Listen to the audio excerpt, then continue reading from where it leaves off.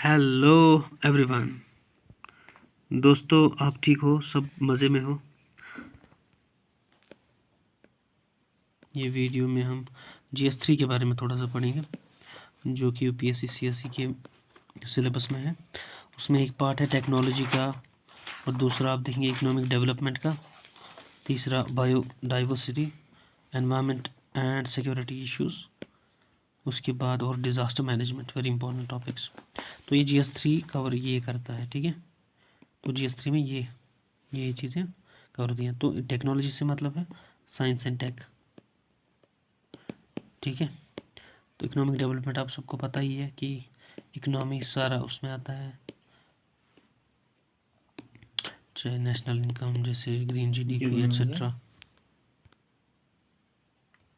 The Turks extended their conquest from the Punjab. Welcome back again friends. हम बात करेंगे JKS के बारे में आज, पर्टिकुलर JKS 2024 के एग्ज़ाम के बारे में। तो आने वाली पोस्ट जो हैं वो करीबन 200 के होंगे, 200, यानी कि JKS पोस्ट 200 आने वाली हैं।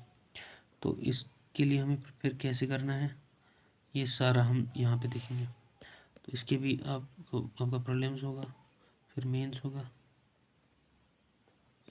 फिर इंटरव्यू होगा, ठीक है। तो मसला ये नहीं है कि प्रीलिम्स में नंबर लाने और पास करना। मसला ये है कि मेंस में आपके नंबर अच्छे होने चाहिए, ताकि आप इंटरव्यू को फेस करके आप सिलेक्शन ले सको, ठीक है, सिलेक्शन हो जाए। तो क्या करना है उसके लिए? तो पहले टारगेट करो बस मेंस फर्स्ट, ठीक है, मेंस फर्स्ट। चाहे देखो आप, अब प्रीलिम्स अगर आप देखें तो 2 पेपर होते हैं, GS1, GS2। ये तो क्वालिफाइंग होता है, ओनली 33% उसमें लाने होते हैं, यानी कि सवाल उसमें 100 होंगे और आपको 33 करेक्ट करने पड़ेंगे, नेट 33 करेक्ट, तभी आपके 33% आएंगे। उसके बाद ये मैं JKS की बात कर रहा हूँ, ठीक है, JKS।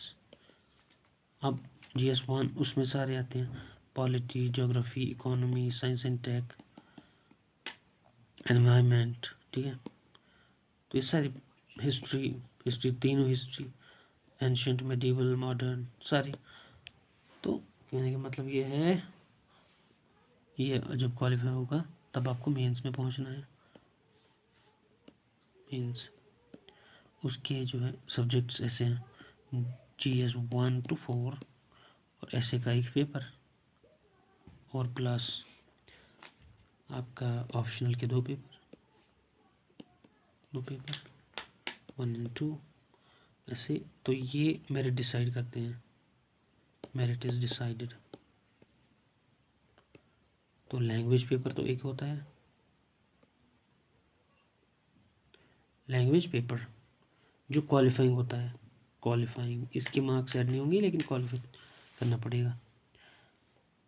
और जनरल इंग्लिश क्वालिफाइंग होता है, जनरल इंग्लिश वो भी क्वालिफाइंग है। इन दो के आपको मार्क्स नहीं मिलेंगे उस टोटल में, लेकिन ये ज़रूरी है पास करने, ठीक है।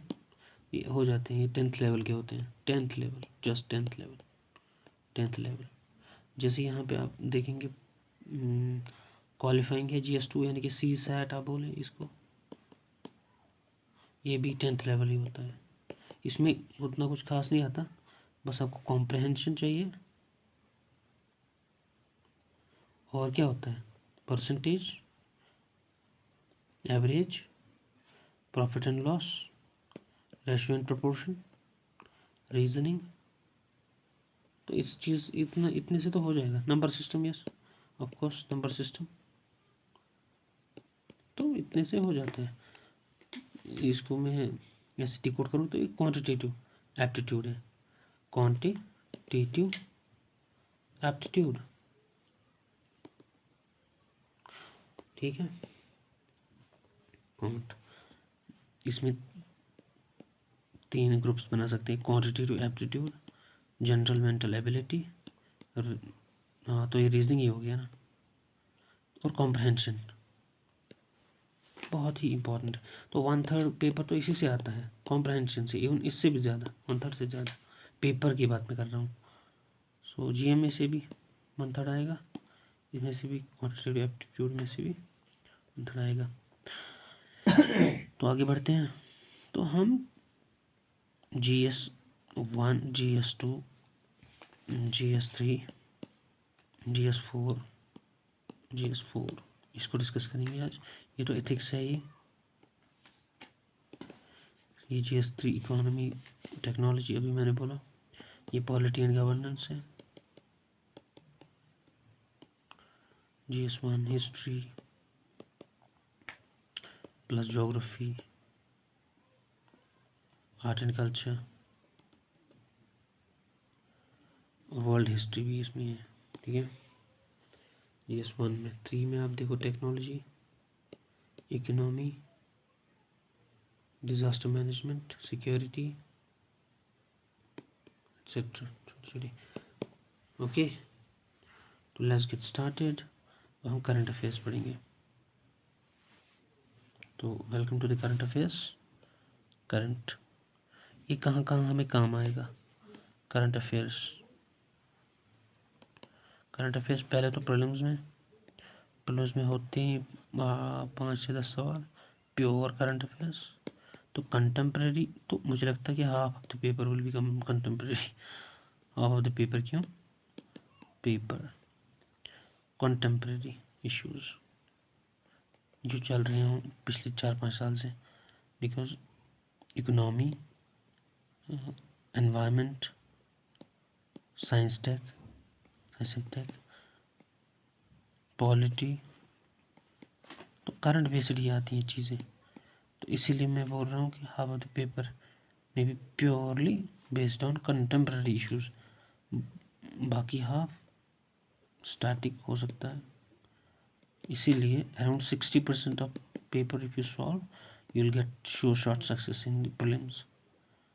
Okay, mark my words, 60% above if you score in prelims you're going to get through. Okay.